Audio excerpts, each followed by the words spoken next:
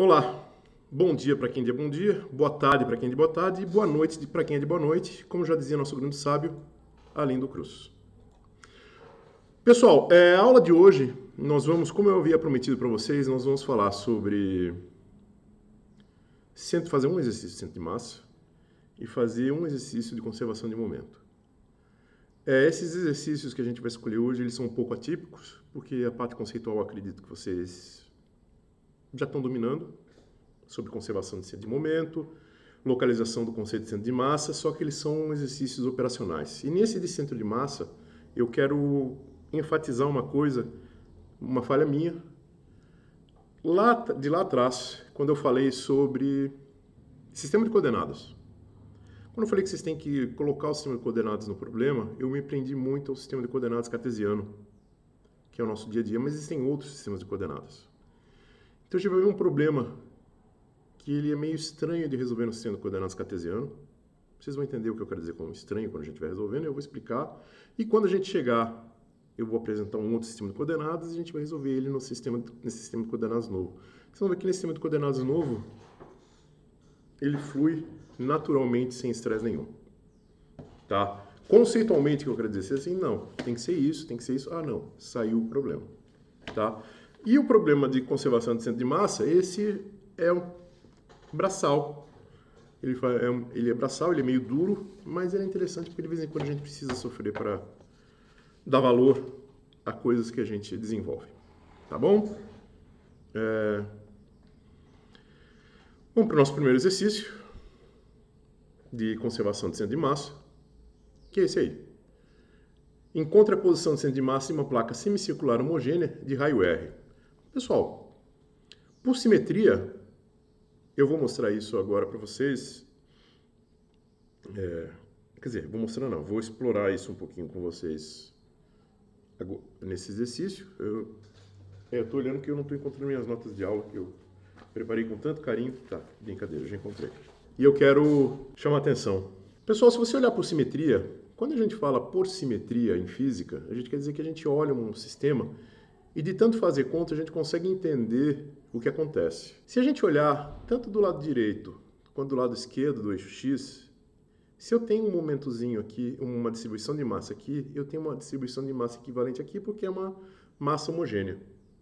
Tudo bem? Acho que todo mundo pegou isso. O que faz o centro de massa mudar de lugar, tem um local especial aqui nesse semicírculo de metal, é o eixo do Y. Então a gente fala, por simetria, o centro de massa é no meio, com relação ao nosso sistema de coordenadas, como ele foi colocado. Vou mostrar para vocês o que significa esse por simetria, tá? Para vocês aprenderem a usar e poderem usar sem medo nenhum. E depois a gente vai resolver isso do jeito normal, usando o sistema de coordenadas cartesiano. O sistema é sempre bom escrever as fórmulas, principalmente nesses exercícios analíticos de desenvolvimento. Eu tenho uma distribuição uniforme. A gente vai ver por que a distribuição uniforme não vai afetar a variável x. Então, olha só, eu vou escrever o vetor R e o vetor posição. Antes de me preocupar com dm,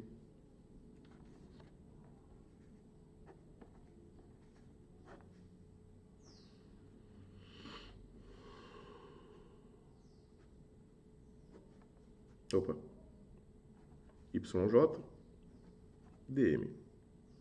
Aí a gente distribui. Então tem 1 sobre dm, integral x dm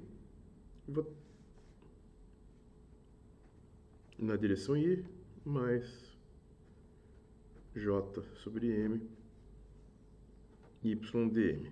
Tá bom? Pessoal, a distribuição de dm com relação à direção x é uniforme, tá? A mesma distribuição aqui dos dois lados não muda, então eu posso tirar o dx, o m para fora. Eu fico com o quê? R de centro de massa igual a 1 sobre m, eu vou voltar para o 1 sobre m para fora. X na direção E integral de dm mais integral de y dm na direção j. Pessoal, a integral de dm, opa, isso aqui é um m, tá? De m dm é m maiúsculo, é a massa total. Então eu só vou precisar me preocupar com a distribuição de massa, com o cálculo da distribuição de massa,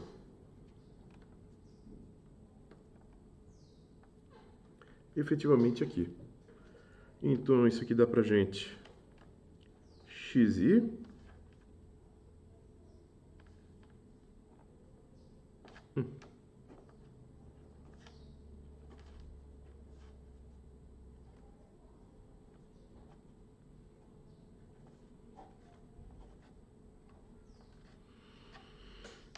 cancela, cancela.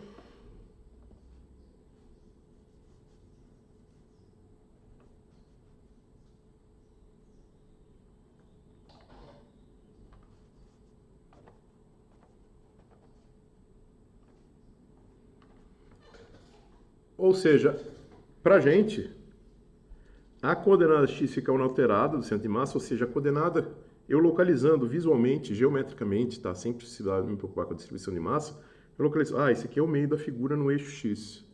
Então, aqui está a coordenada do centro de massa. É isso que significa essas passagenzinhas que a gente está fazendo, tá bom?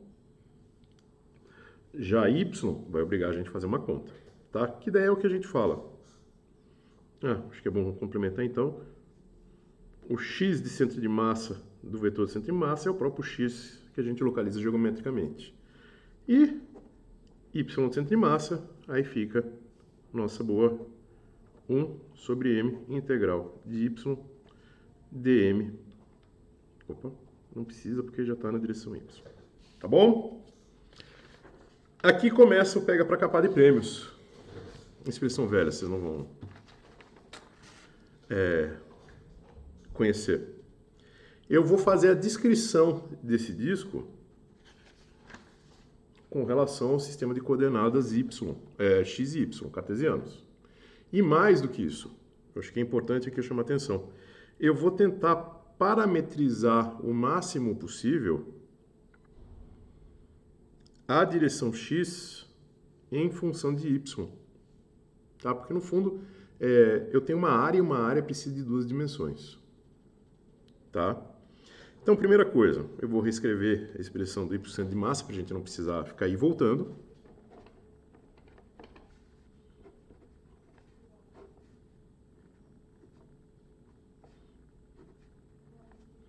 ydm. Qual que é a área desse disco? Pessoal, a área desse disco, eu vou escrever aqui. A gente vai recuperar essa informação depois, lá na frente. É πr² dividido por 2, porque é um semicírculo. De acordo. Vocês lembram que o grande segredo de qualquer dessas coordenadas de centro de massa é escrever esse dm em função das variáveis de interesse. Nesse caso, escrever isso em função de y. Então, é uma distribuição linear de massa, beta, igual a massa total dividido pela área. Isso é igual a dm dA. Pessoal, esse dA é o genérico da circunferência, da integral da circunferência inteira, tá? Não é só do semicírculo, não, tá? Não estou pegando só isso aqui e integrando, estou pegando o inteiro, tudo bem? Com isso,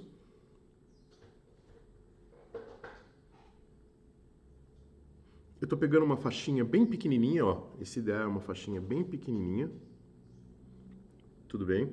Ele é tão pequenininho que eu posso considerar ele quase como um retângulo, tá, pessoal?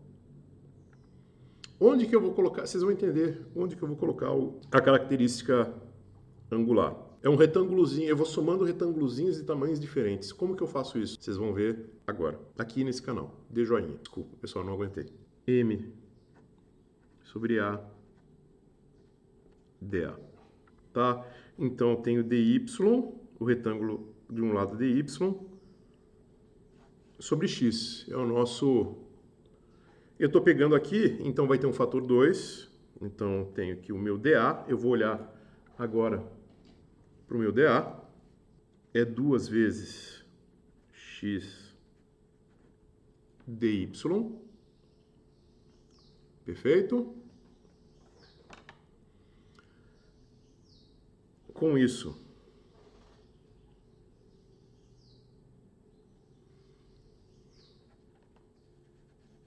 vamos aproveitar todo o papel, a natureza agradece.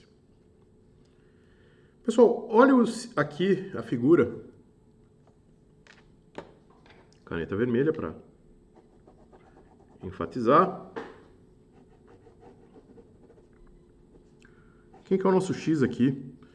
O nosso x eu consigo parametrizar em função de r. É r cosseno θ.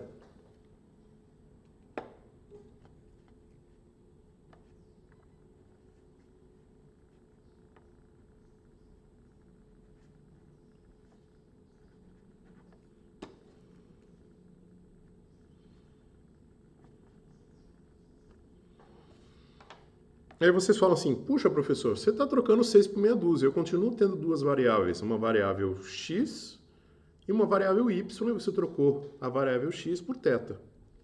Tudo bem, tá? Usando uma expressão popular na internet, confia. Não, sério, esse é um dos problemas que desse tipo de resolução. É usando o sistema de coordenadas cartesiano. Você tem que ter uma visão muito grande, muito ampla. Não estou dizendo que a gente não vai ter isso, mas você tem que ter uma visão muito ampla para você relacionar. No fundo, acho que vocês já estão entendendo.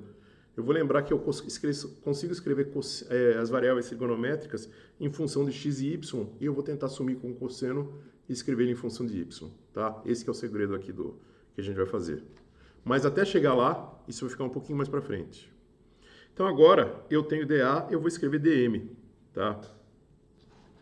Com isso, agora eu vou começar a trabalhar. Essa área aqui, agora eu recupero a área que eu tinha anteriormente. Eu vou substituir e trabalhar para terminar de matelar o nosso dm e finalmente resolver a integral.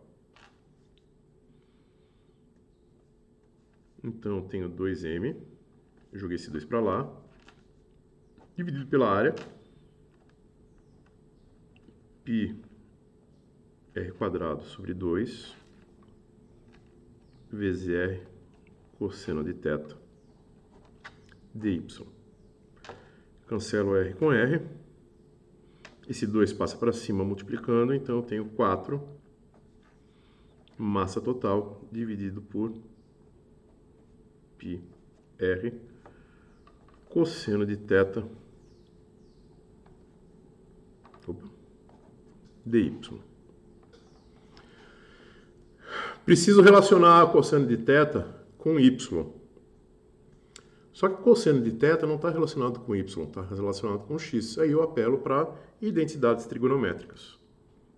Eu lembro que cosseno de θ é igual a 1 menos seno ao quadrado de θ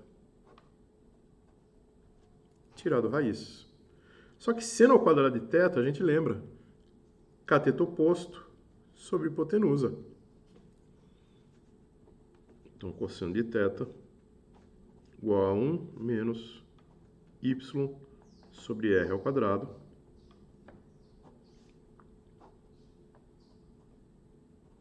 dividido por 1/2. Tá bom? Com isso, o nosso dm fica o agradabilíssimo. Vamos trocar de página.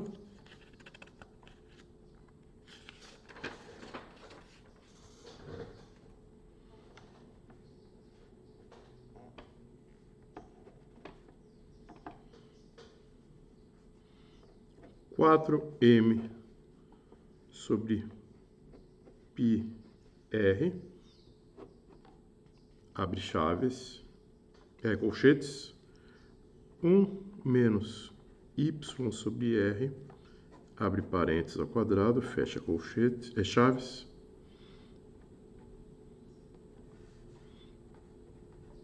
dy. Olha que coisa agradável que a gente tem como elemento de integração. Agora, efetivamente, a gente embute na nossa expressão. Y no centro de massa igual a 1 sobre a massa total, integral de y dm. 1 sobre m, integral de y na 4m, dividido por πr, 1 na menos y r ao quadrado,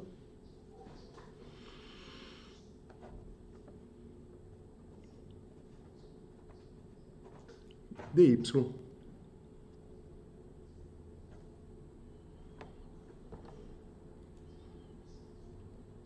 Eu vou puxar para fora o que eu quero puxar para fora e já vou indicar a substituição de variáveis para vocês fazerem e resolverem, tá? Então, primeira coisa, eu percebo, antes de jogar qualquer coisa para fora, que eu cancelo m com m. Vamos se livrar de coisas para simplificar para a gente. Então, a gente vai ter 4 sobre π, integral de y sobre r, abre, 1 menos y sobre r. Acho que vocês já sacaram o que a gente vai fazer. A gente vai fazer não, eu não vou resolver essa integral não. Eu vou pegar ela pronta, tá? dy. Tá? Isso é uma maneira de resolver. Existem outras maneiras de resolver, tá, pessoal? E é com vocês. Essa integral, qual que é o limite de integração? Importantíssimo, devia ter chamado a atenção lá desde o começo, vai de 0 a y.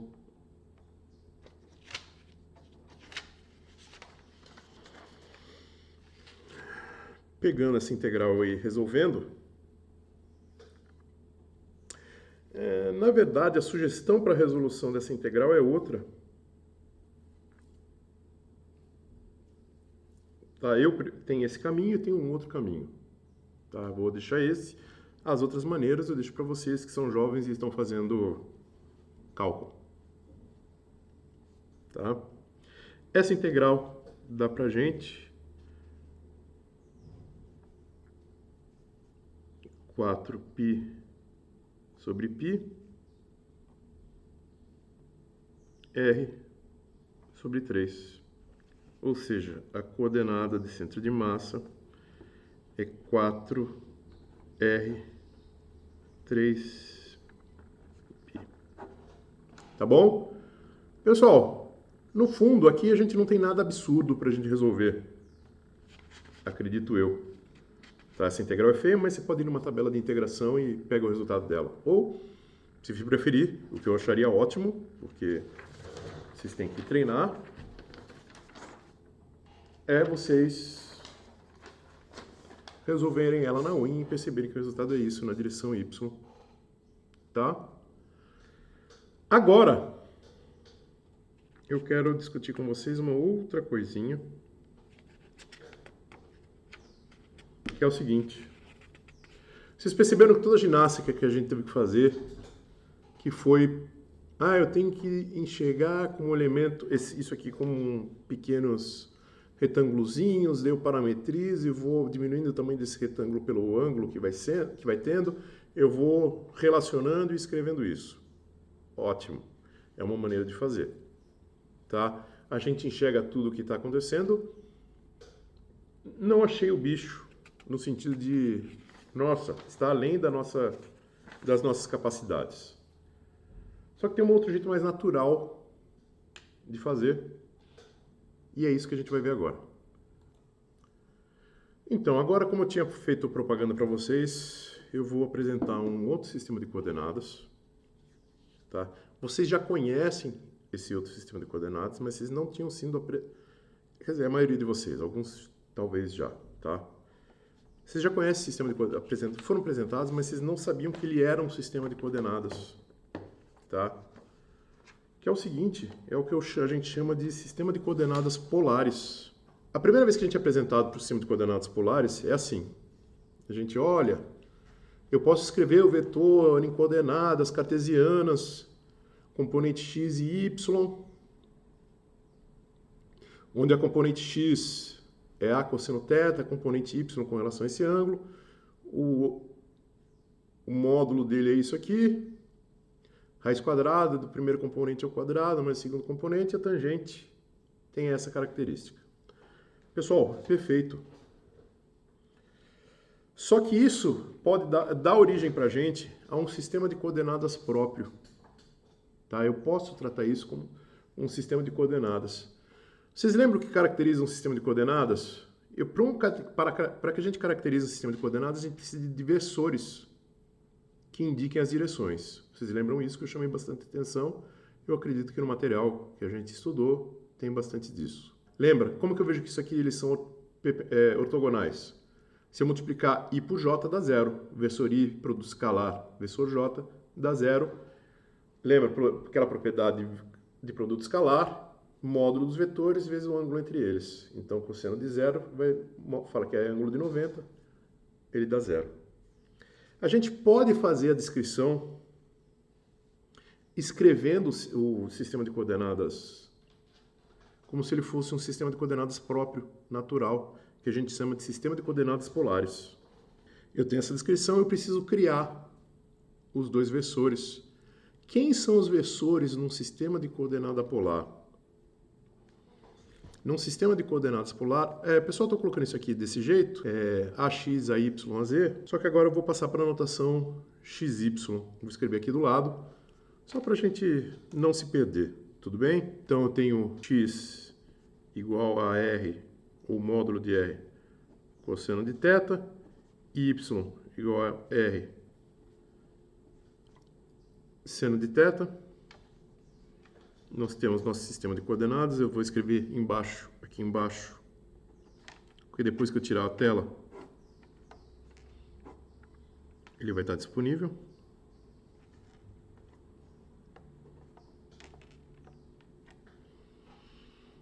E o módulo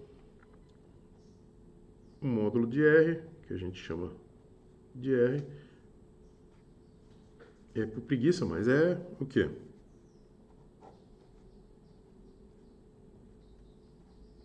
Y quadrado. E θ igual a arco tangente de y sobre x. Tá bom?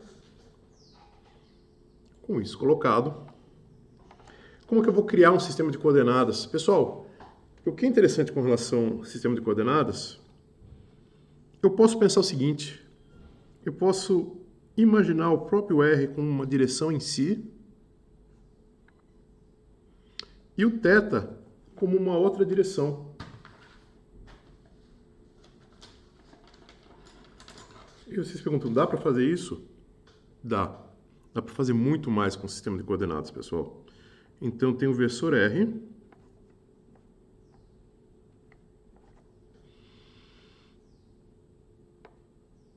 E eu tenho o versor θ.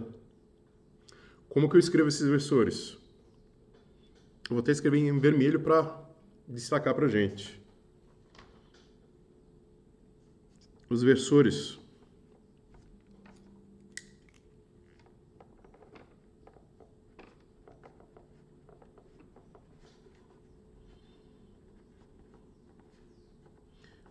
sistema de coordenadas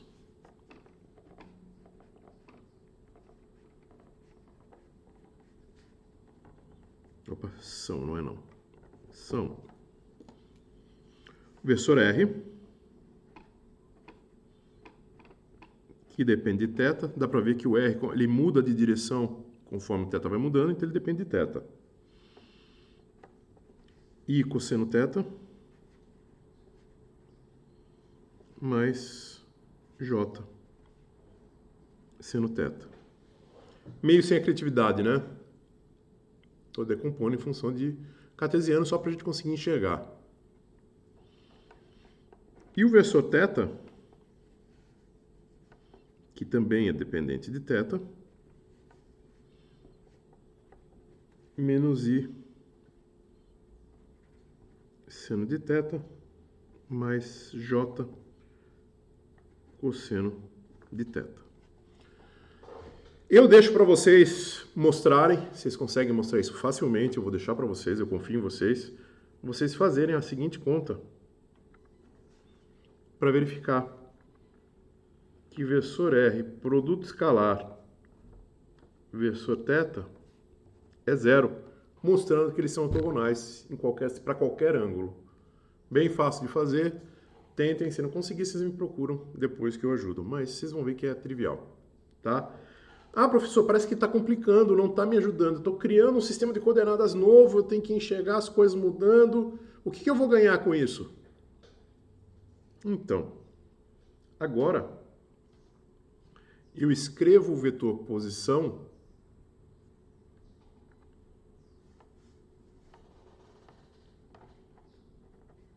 assim, o vetor posição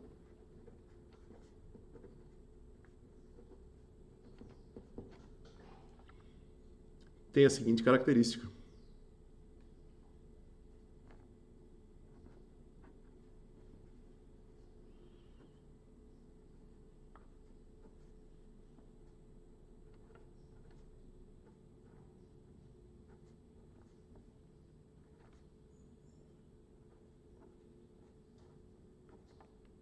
Ou, se preferir, ainda mais condensado. Acabou. É o módulo vezes a direção. O que isso traz de vantagem para a gente?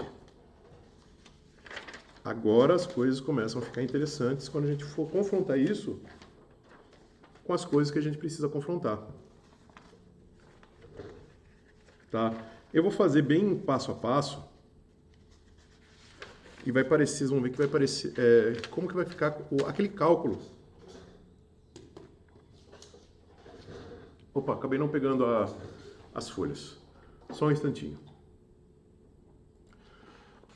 Agora, com esse conhecimento que a gente ganhou, a gente vai resolver o mesmo problema de antes. Encontrar a posição de centro de massa de uma placa semicircular homogênea de raio R, só que usando coordenadas polares. Primeira coisa, eu vou escrever as coordenadas polares aqui, tá? Para não ficar indo e voltando, que é de interesse para a gente. Qual que é a coordenada polar de interesse para a gente? O vetor posição.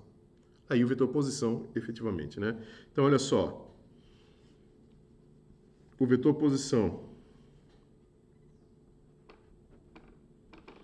Já vou escrever como R.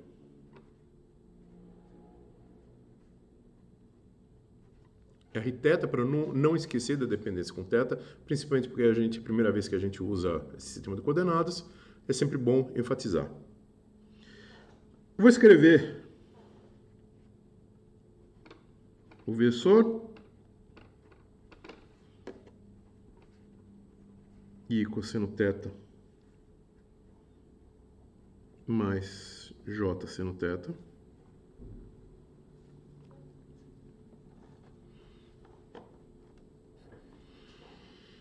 E agora, efetivamente, vamos resolver o nosso problema usando o sistema de coordenadas polares. Eu quero calcular o R do centro de massa, que é um vetor.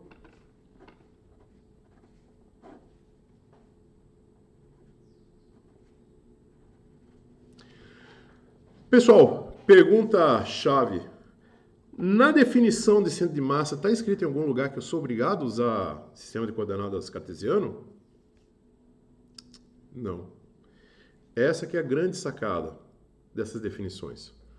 Essas definições, elas falam de vetores, não falam qual sistema de coordenadas. Eu escolho o meu sistema de coordenadas mais adequado. Tudo bem? O importante aqui o problema é que a maneira como é apresentado, a gente começa a resolver muitos problemas usando o sistema de coordenadas cartesianos e a gente acha que é inerente usar sistema de coordenadas polares. O bonito é a gente enxergar as coisas e perceber que o sistema de coordenadas somos nós que escolhemos. Olha só, eu tenho um semicírculo, eu consigo olhar aqui dentro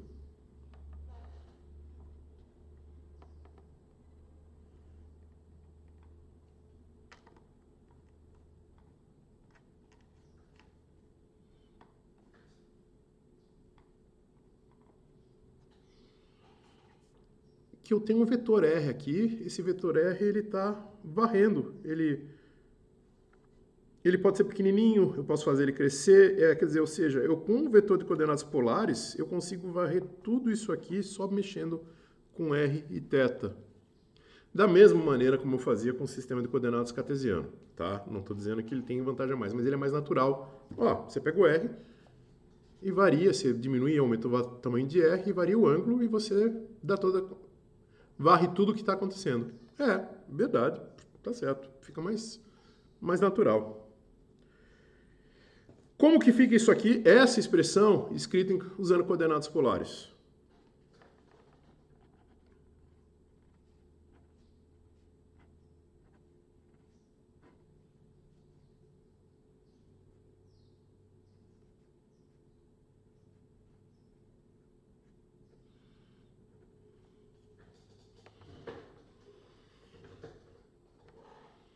Vou lá. Tá aqui, essa expressão aqui é equivalente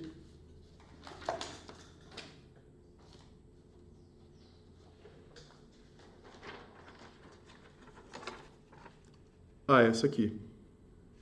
Tá bom? Só que escrito em coordenadas polares. Com isso feito, como isso está sendo gravado, eu vou fazer bonitinho, vou passar um traço com régua para ficar o mais reto possível. Opa. Agora o que muda um pouco é um pouquinho... Aqui fica um pouquinho mais tricky. Tem uns truquezinhos aqui. Com relação a beta,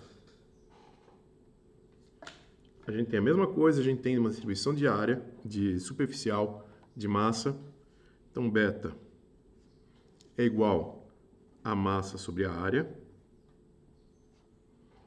A área, aquela nossa área conhecida, π sobre r sobre 2. Vamos escrever aqui para a gente não esquecer.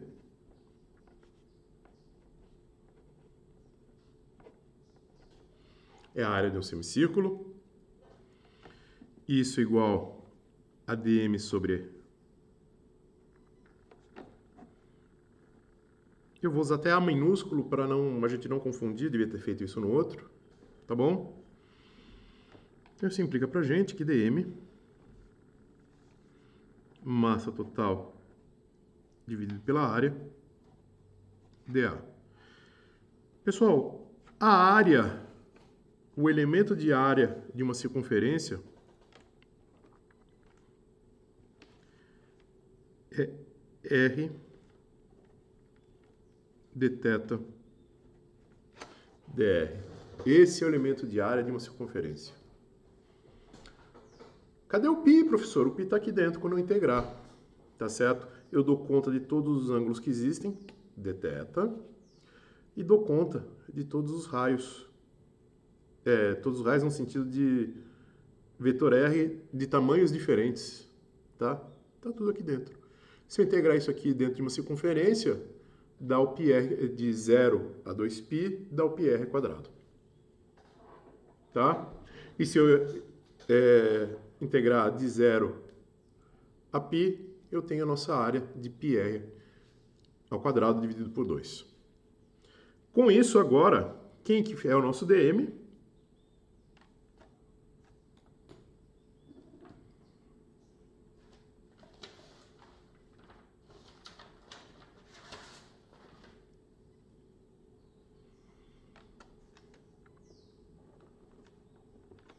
O nosso dm fica massa sobre área, R dθ dr.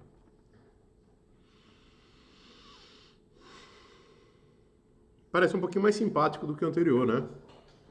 Aí agora a gente vai para a nossa integral.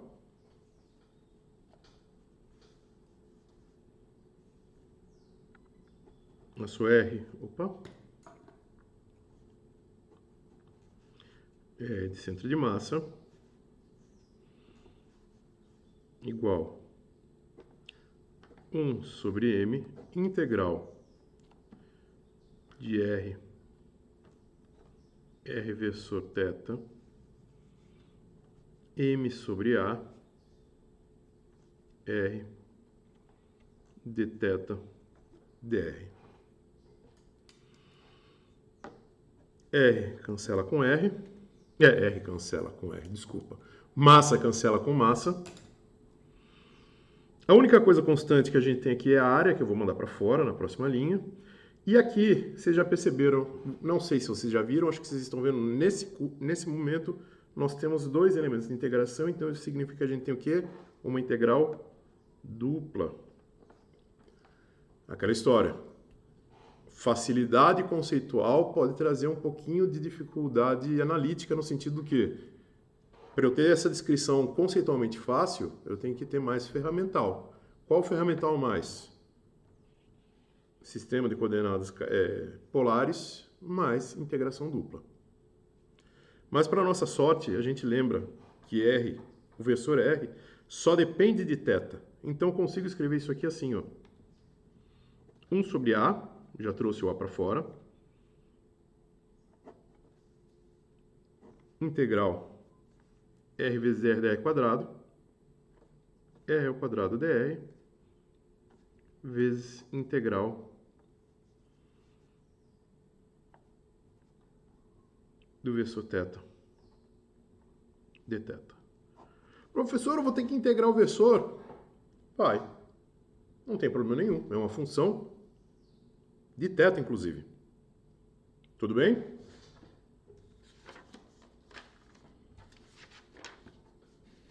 Essa integral aqui é trivial. Ah, quais são os limites? Aqui está uma coisa importantíssima. Quais são os limites de integração? Pessoal, eu quero integrar da massa em 0 até R. Então é de 0, vamos até chamar atenção. De 0 a R. E qual o ângulo? De 0 até π.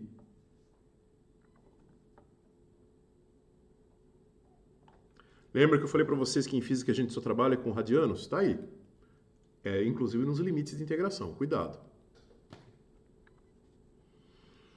Pessoal, essa integral aqui é tranquila, né?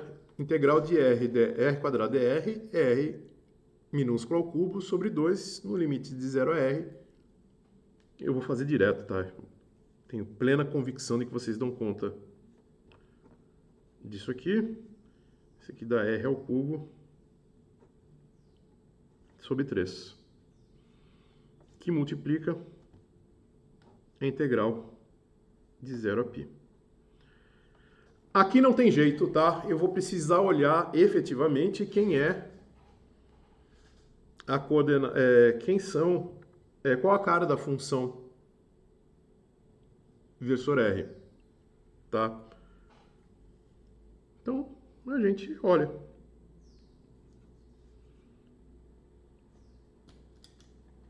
Vou fazer em verde. É esse cara que a gente vai substituir. Então, eu tenho I cosseno de θ mais J seno de θ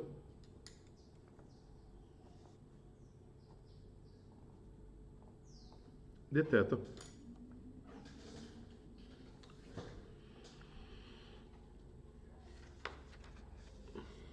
Eu conseguiria resolver aqui, mas eu não quero deixar apertado, tá? Eu gostaria que a gente tivesse, nosso pensamento fluísse.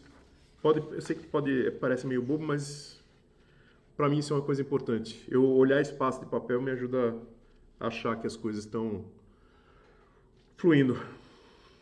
Não sei se vocês têm essa impressão, mas pelo menos para mim eu tenho. Então vamos lá. Eu gasto muito papel, pessoal.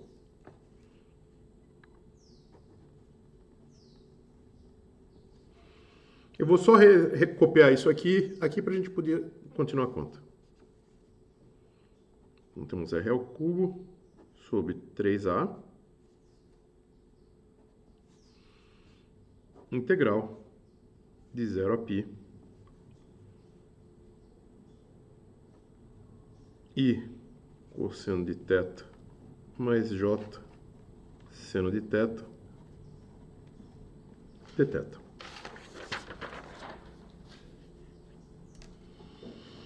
Integral de cosseno é seno e de seno é menos cosseno.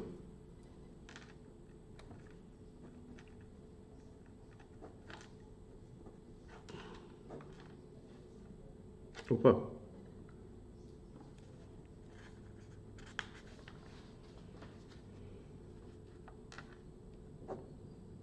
Finjo que não fiz isso aqui. E eu tenho I seno de θ de 0 a π menos J cosseno de θ de 0 a π.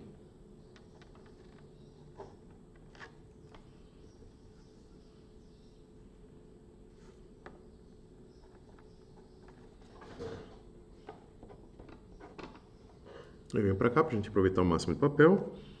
Um R de centro de massa é igual a R ao cubo dividido sobre 3A. I seno de π menos seno de 0 menos J cosseno de π menos cosseno de 0. Fechou? Pessoal, agora a gente faz o quê? A gente faz os limites do nosso... Aplica. Seno de π, 0. Cosseno de 0, 0. Some toda a variável. Isso aqui vai dar o quê? Menos J. Menos 1. Menos 1. Menos 1, menos 1 dá menos 2. Menos 2 dá mais 2J. Vezes R ao cubo sobre 3A. Nossa, professor, isso não tem nada a ver com a nossa resposta anterior. Calma. Então, tem 2 vezes R3 ao cubo sobre 3. Só que a nossa área está aqui. πr ao quadrado sobre 2.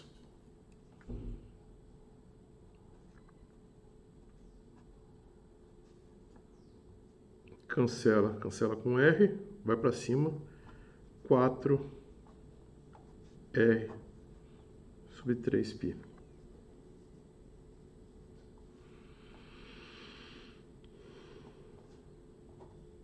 Na direção J. Exatamente o que a gente tinha antes. Tem uma simetria com relação a x. Onde que apareceu? Está aqui, ó. Ela sumiu. A coordenada x sumiu. Por quê? Porque os dois lados não vão contribuir com nada, porque eles são iguais, se cancelam. Ou seja, pessoal, vocês percebem que as coisas ficaram um pouquinho mais sofisticadas, a gente teve que usar um pouquinho de cálculo duplo, integração dupla, e aprender uma coisa nova. Mas conceitualmente foi mais natural, e a integração aqui é trivial. Integral de seno e cosseno, não é aquele cão chupando manga que a gente tinha antes. Pessoal, espero que tenha sido útil. Tá, para vocês, eu gostei de preparar esse material. E agora vamos para o exercício de conservação de momento. Conservação de momento. Esse exercício ele é legal porque ele usa conservação de energia, conservação de momento, colisão elástica, colisão inelástica, a gente vê tudo. Tá? Então vamos fazer uma leitura dele para a gente poder... Uma bola de aço de 0,514 kg está amarrado a um fio de 68,7 centímetros e é solta quando essa está na horizontal. Figura 1, que é a figura abaixo. No fim do arco π, descrito pela bola, ela atinge um bloco de aço de 2,63 kg que está em repouso numa superfície sem atrito. A colisão é elástica. Determine a velocidade da bola e a velocidade do bloco, ambas imediatamente após o choque. E B, suponha agora que na colisão metade da energia cinética mecânica seja convertida em energia interna e energia sonora. Determine as velocidades finais. Primeiro item, para resolver isso a gente vai usar um pouquinho de conservação de energia. No item A e B a gente vai usar conservação de energia e momento. E no item C a gente vai fazer uso trabalhar com colisão inelástica, onde não tem conservação de energia mecânica, só que a gente tem um vínculo. Qual que é o vínculo? É dada uma informação importante que vai permitir que a gente resolva. A gente sabe qual o valor da energia que vai provocar movimento, que é metade da energia antes do impacto. Tá bom? É um exercício bem legal, conceitualmente, e bem trabalhoso para a gente fazer na mão. Tá? Eu gosto bastante desse exercício. Então vamos começar. Sistema de coordenadas. Sempre, né?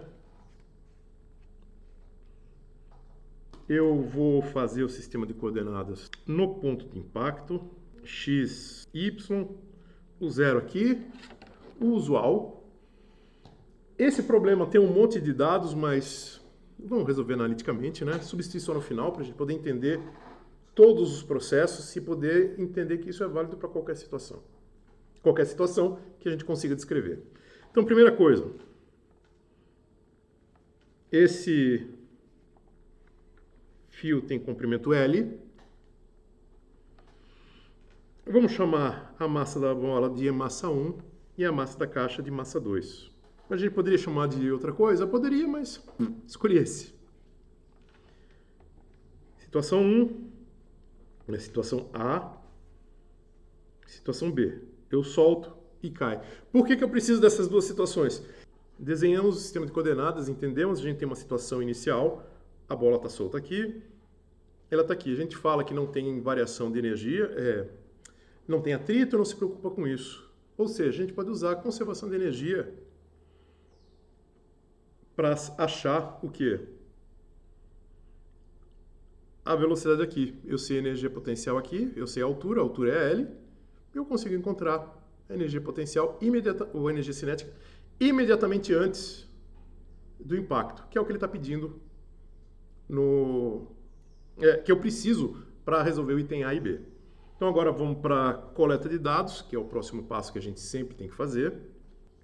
M1 igual a 0,514 kg. M2, 2,63 kg. Que mais? L, 68,7 centímetros. Populares 6,87 vezes 10 na menos 1 metros. Coleta de dados. Agora, antes de resolver o A e B, eu preciso saber da velocidade imediatamente antes do impacto. Aí eu vou usar a conservação de energia. Eu sei que energia na situação A mecânica é igual a energia na situação B. Eu tenho energia cinética, energia potencial, energia cinética A, energia potencial B mais energia cinética B. A maneira como eu montei o sistema o problema, eu coloquei o sistema de coordenadas, com o nosso zero aqui, faz o quê? É energia cinética potencial em BC0.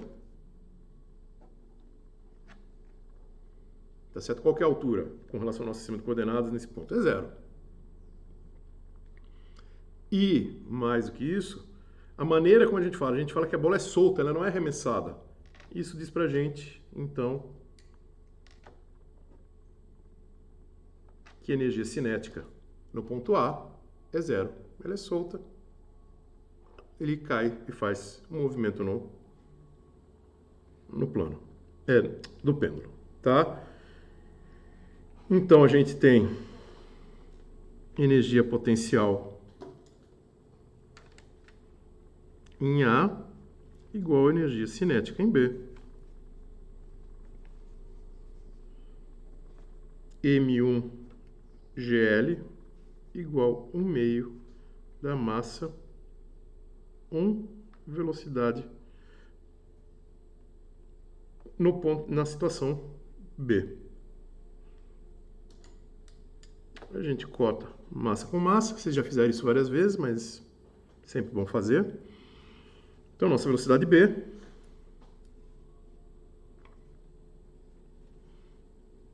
mais ou menos 2G L. Aqui, pessoal, a gente sabe a velocidade imediatamente antes. Agora, para fazer o item A e B, é um problema de colisão com conservação de energia e conservação... Só um instantinho, pessoal. Um alongamentozinho para exercício.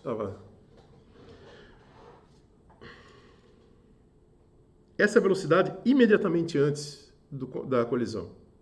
Pessoal, se a gente for tratar naquela linguagem de colisões, isso aqui tem um nome especial. Essa é a velocidade da partícula 1 inicial, usando aquela notação de colisões que a gente viu na aula passada, na aula de colisões. Tá? Quais são as informações para colisão? Agora eu quero saber, efetivamente, resolver o item A e B, que é achar a velocidade de recuo da bola. Vocês concordam? Eu ia fazer num papel que não está aqui. A bola vai bater, esse objeto é mais pesado, tem mais massa. O que vai acontecer? A bolinha vai empurrar ele para frente, não tem atrito nesse negócio, e ela vai recuar também. Então eu quero a velocidade de recuo da bolinha e a velocidade da caixa.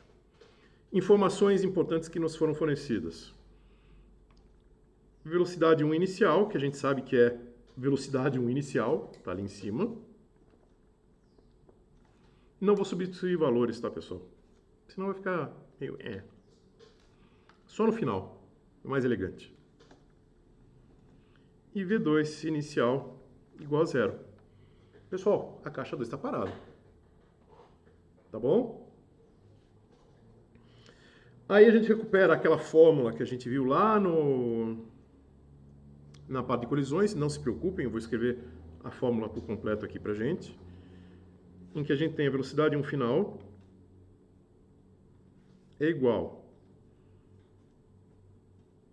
a M1 menos M2 vezes velocidade 1 inicial dividido por M1 mais M2 mais 2 vezes M2 V2 inicial dividido por M1 mais M2. V2 final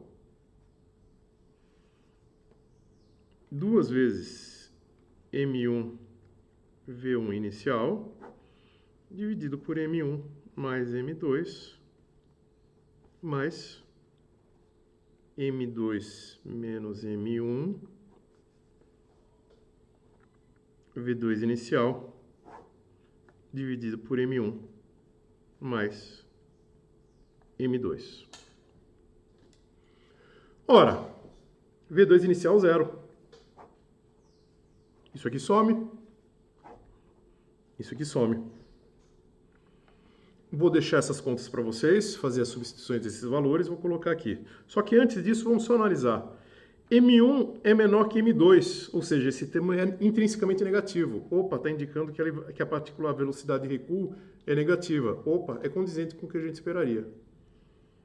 Isso aqui tudo é positivo, ou seja, indica que a velocidade da partícula 2 vai para frente, como a gente esperava. Que bom. Então vamos lá. Pegando... Tá aqui. Deixa aqui, não me perco mais.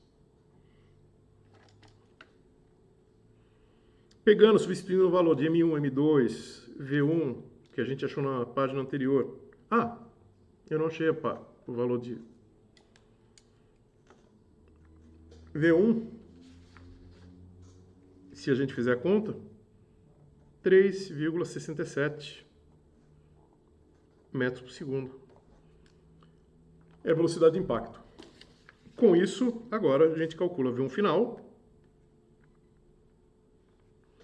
menos 2,47 metros por segundo, negativo indicando que ele está indo no sentido contrário,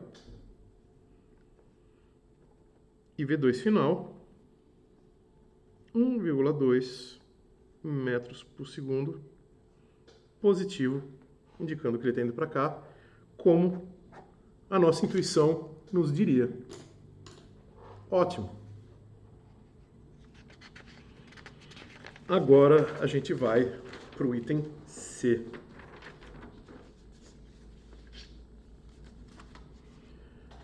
Pessoal, o item C, a gente tem uma colisão inelástica, tem que ficar bem claro. É uma colisão inelástica, a energia não se conserva. Mas a gente tem uma informação a mais, que é a conservação, que é essa sobre a perda da energia. Por que isso vai ser importante? Vamos verificar isso agora.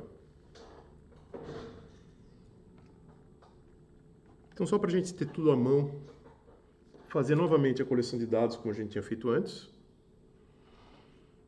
Nós temos velocidade inicial 1 igual à velocidade inicial anterior. E a velocidade inicial 2 igual ao que a gente tinha antes. O que a gente quer agora, a informação que a gente precisa, a gente quer saber quem quer ver um final e quem quer ver 2 final. Ou seja, a gente tem duas incógnitas. A gente tem que usar duas equações. Qual a primeira das equações que a gente vai usar? A gente vai usar o fato que o momento se conserva. Que significa que o momento antes é igual ao momento depois. Então, tem o P da partícula 1 antes, mais o momento P da partícula 2 antes, igual ao momento da partícula 1 depois, aqui depois. Partícula 2 depois. Vamos escrever explicitamente quem que a gente tem. Então, a gente tem M1, velocidade 1 inicial, mais M2, velocidade 2 inicial, M1, velocidade 1 final, mais M2, velocidade 2 final. Sabemos que V2 é zero, M1, V1 inicial, M1, V1 final, mais M2, V2 final. Duas incógnitas, uma equação. Agora a gente vai precisar do outro vínculo. Qual que é o nosso outro vínculo? É a informação para a gente que foi dado que metade da energia cinética antes é igual à energia cinética depois. Com isso a gente escreve o quê? 1/2, metade, de 1/2 da massa 1, velocidade 1 inicial ao quadrado, mais 1/2 da massa 2, velocidade 2 inicial ao quadrado, igual 1/2 da massa 1, velocidade 1 final ao quadrado, mais 1/2 da massa 2, velocidade 2 final ao quadrado. V2 inicial é zero. Então, daí a gente tem 1/4 de M1 V1 ao quadrado igual a 1/2 de M1 V1 final ao quadrado mais 1/2 de M2 V2 final ao quadrado. Temos duas equações, essa, e duas incógnitas. Agora a gente parte para a resolução, para encontrar uma das expressões. Eu vou optar, minha opção, se vocês forem resolver de novo por conta, podem escolher outro caminho, eu vou isolar V2 nessa expressão e jogar aqui dentro. Já vou rearranjar os termos. M1 V2 final igual a M1 V1 inicial menos M1 V1 final.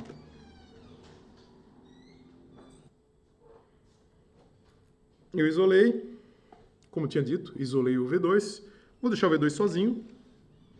Então, V2 final igual a M1 sobre M2, abre parênteses, V1 inicial menos V2 final. Pessoal, eu vou criar uma variável, uma constantezinha. Essa constante eu vou chamar de lambda. M1 sobre M2. Tá? Para não ficar carregando M1, M2, M1, M2, M1, M2. Então a gente tem que V2 final, lambda, V1 inicial, menos V1 final. Pronto, chegamos na nossa primeira relação. Pego isso e substituo na expressão que a gente tinha para energia cinética. Oi. Na segunda linha, no primeiro termo, é esse 2, V2 final?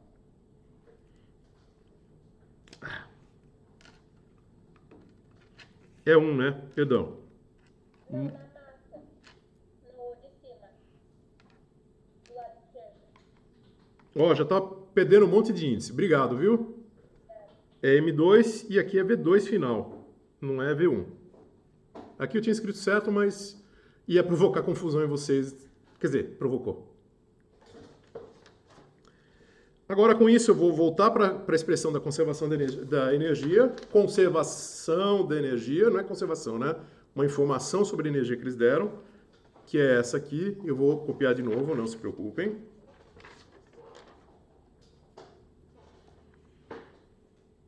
Então, a gente tem 1/4 de M1 V1 inicial ao quadrado igual 1/2 de M1 V1 final ao quadrado mais 1/2 de M2 V2 final ao quadrado. Vou isolar o V2, isolar o V2, 1/2 de V2 final igual a 1/4 de M1 sobre M2, V1 final ao quadrado, menos 1/2 de M1 M2 inicial, pessoal. V1 inicial, V1 final ao quadrado. Isso aqui é lambda.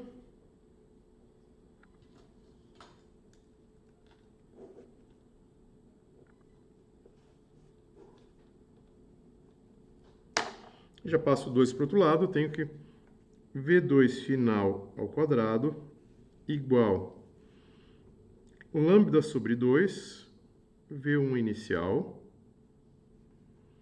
menos lambda V1 final. Ok? Agora eu vou pegar esse cara aqui e pluct, embutir aqui.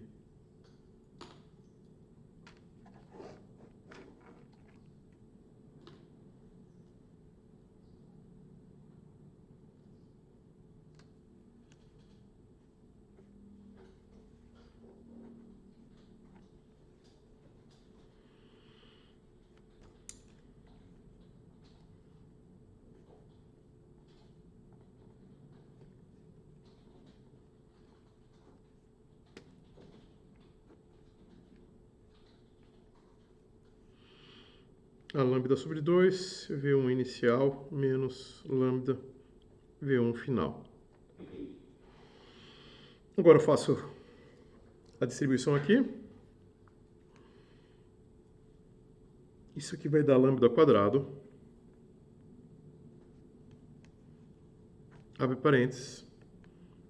V1 inicial ao quadrado, mais V1 final ao quadrado, menos 2 vezes V1 inicial, vezes V1 final, igual a lambda sobre 2, V1 inicial ao quadrado, menos lambda V1 final ao quadrado. Cancelo esses lambdas aqui. E a gente fica, ao fim, com... Já vou agrupar tudo para tentar escrever na forma de segundo grau. Quero chegar em Bhaskara, vocês já estão enxergando, acho que vocês já estão enxergando isso. Então, eu tenho lambda V1 inicial ao quadrado, mais lambda V1 final ao quadrado, menos 2 lambda V1 inicial, V1 final, menos V1 inicial ao quadrado sobre 2, mais V1 final ao quadrado igual a zero. Deixa eu ver se é isso. Pam.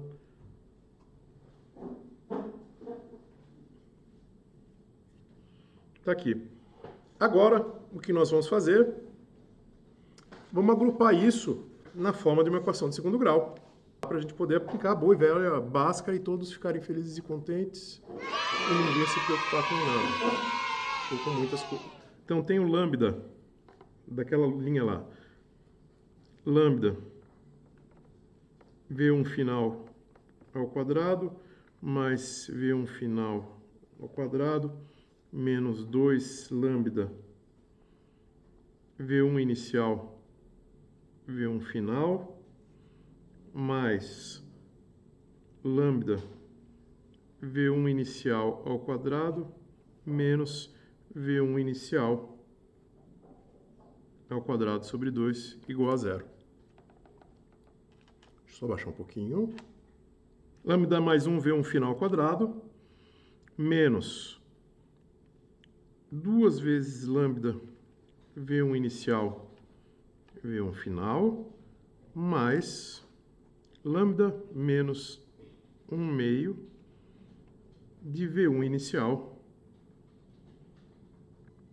ao quadrado igual a zero.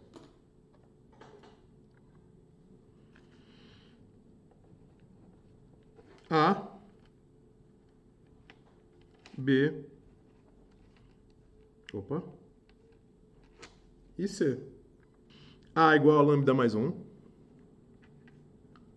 B igual a menos 2 lambda vezes V1 inicial. C igual a lambda menos 1 meio.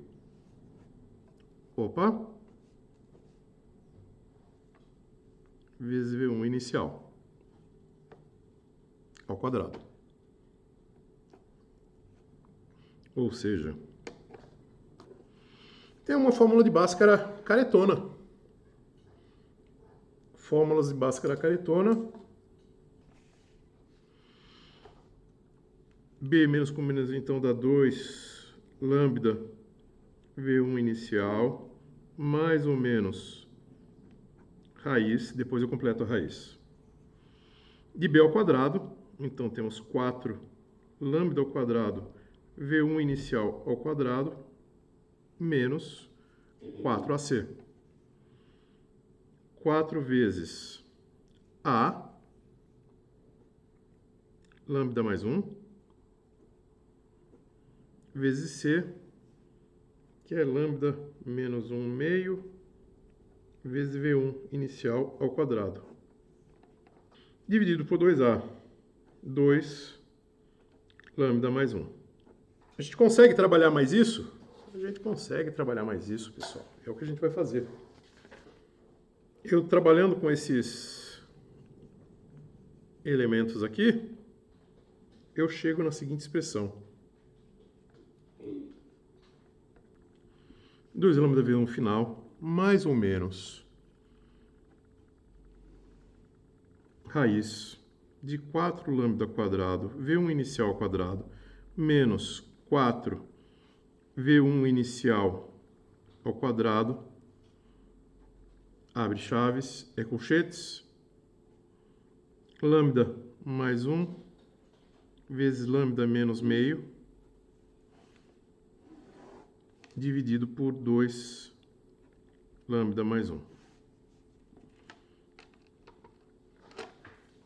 Isso aqui vai dar pra gente 2 lambda V1 inicial, mais ou menos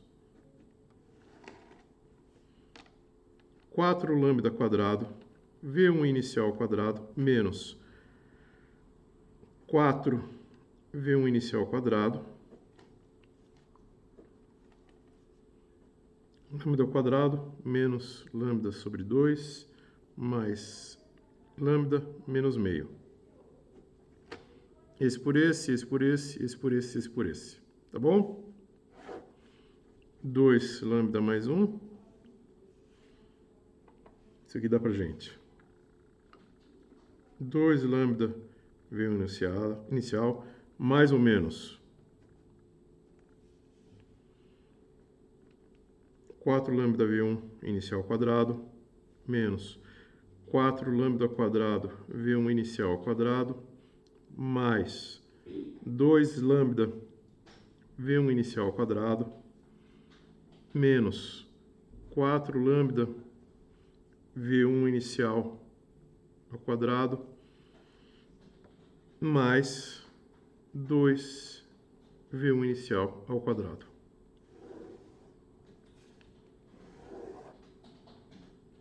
Dois lambda mais 1. Agora a gente começa a caçar termos para rearranjar. Esse cancela com esse. Isso aqui é lambda ao quadrado, lambda 2 lambda V1 ao quadrado menos 4 lambda V1 aqui inicial, tá? Ao quadrado. Isso aqui vai ficar negativo. E esse cara tá sozinho.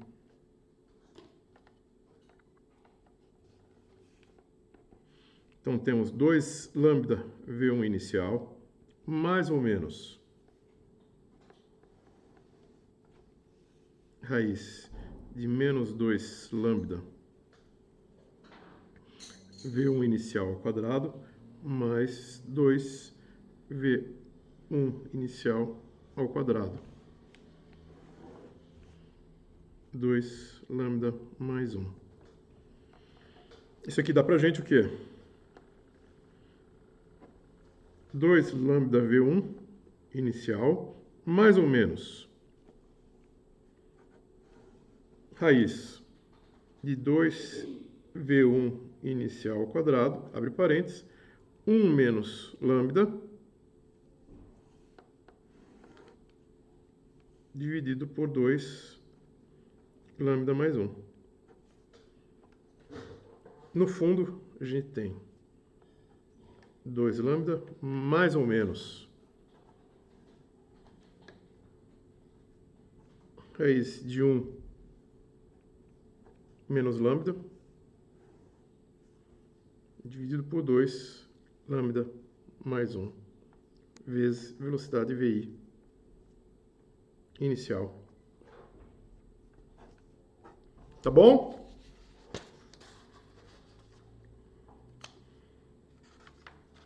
Pessoal, eu vou determinar agora as duas raízes de V1, tá? Só que eu vou fazer o seguinte.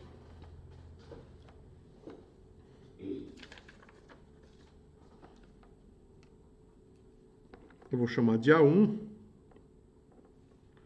A12 igual a 2 lambda vezes raiz de 2, 1 menos lambda, dividido por 2 lambda mais 1. Por quê? Porque daí eu posso escrever, desse jeito eu posso escrever V1 final 1 igual a A1 V1 inicial e V1 final 2 igual a 2 V1 inicial. É só eu determinar isso aqui. Tá? Para determinar isso aqui, a gente tem que recuperar. Agora tem que ser numérico, tá, pessoal? Não tem muita coisa que a gente possa fazer. O que a gente pode fazer sem ser numérico é saber que isso aqui, que lambda. Quem que é lambda? M1 sobre M2. E a gente sabe que M1 é menor que M2, então isso aqui não é negativo, isso é sempre positivo.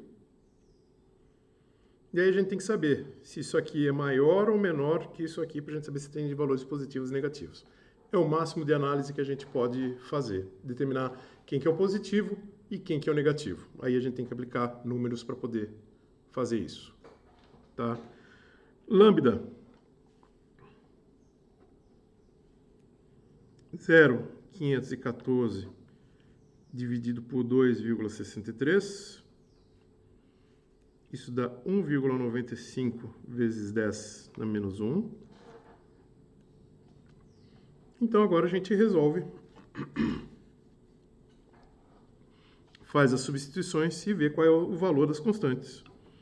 A1, 2. Antes da gente determinar, tá? Isso, vamos dar uma pausazinha. Eu preciso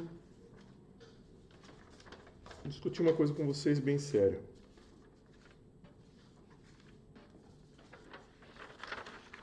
Sempre tenho em mente o fenômeno físico o que está acontecendo. Vocês concordam que mesmo com a perda de energia cinética, essa caixa, porque esse chão aqui não tem atrito, lembra? Essa caixa vai vir para cá, porque ele tem uma massa grande, com uma velocidade menor, e a bolinha vai ir na direção contrária. Concordam comigo? Tá? A gente tem essa situação. É muito parecida com a anterior, só que os valores e velocidades vão ser diferentes. Mas o pêndulo vem, bate e volta e a caixa vem para frente. O fenômeno continua sendo o mesmo. Ou seja, a gente sabe que a velocidade 1 de recuo tem que ser negativa. Isso é importante, é o que vai ajudar a gente a selecionar qual das duas que a gente vai usar. Então, agora, com isso posto,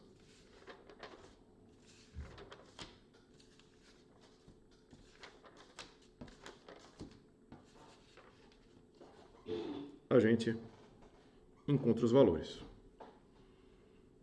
Está aqui, vou substituir o valor de lambda. Então, tenho 2 vezes 1,95 vezes 10 na menos 1, mais ou menos raiz de 2, 1 menos 1,95 vezes 10 na menos 1. Dividido por 2 vezes 1 mais 1,95 vezes 10 na menos 1.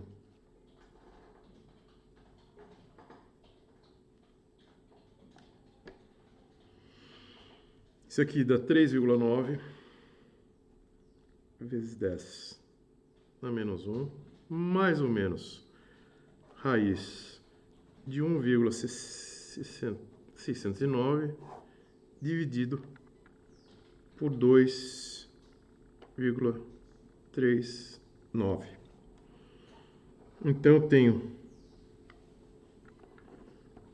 A1 igual a 6,95 vezes 10 na menos 1 e A2 igual a menos 3,68 vezes 10 na menos 1. Isso implica para a gente, então, que V1 final 1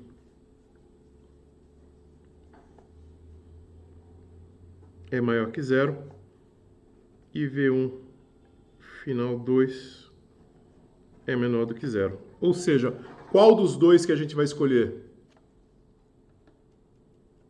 O 2. É o 2 que descreve a situação física. Tá? Se a gente pegar o 1, a gente está dizendo que o pêndulo está indo junto com a caixa. Não é, a gente sabe que isso não acontece. Tá? Que esse fenômeno não faz sentido. Tá? Então, a gente só vai trabalhar com esse valor do pêndulo 2, para a velocidade de recuo 1. Tá? Agora a gente precisa determinar a velocidade 2. Pessoal, a velocidade 2 a gente recupera da onde? Da conservação do momento. Se vocês lembrarem, M1 V1 inicial igual M1 V1 final mais M2 V2 final. Isolo M2 V2 final igual a M1 1 inicial menos M1 V1 final. V2 final M1 sobre M2 V1 inicial menos V1 final. Isso aqui é lambda.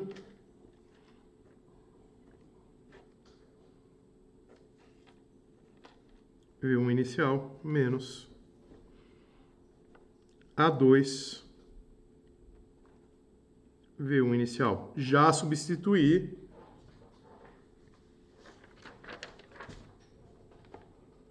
que V1 final é igual a A2 V1 inicial. Tá aqui. Foi esse cara que eu substituí. Opa!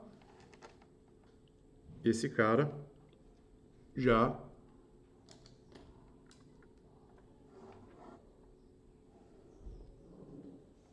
que é o que deu isso aqui.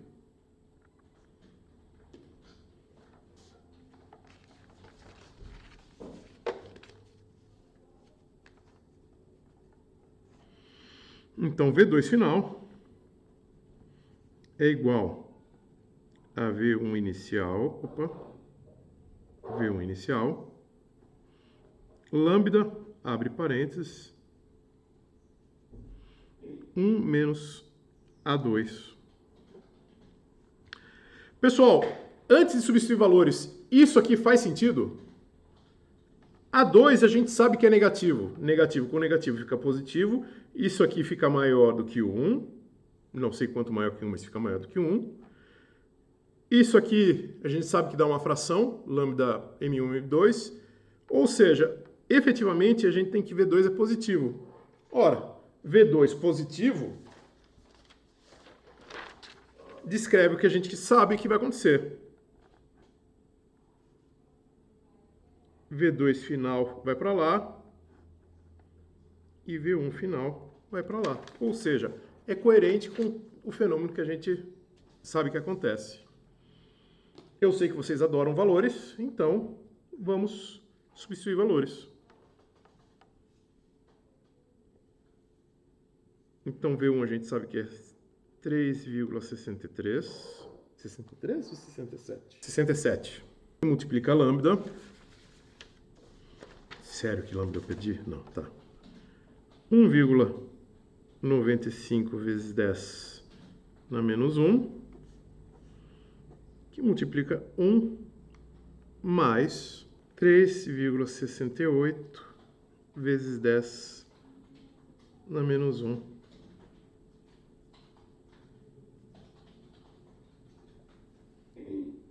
Isso aqui dá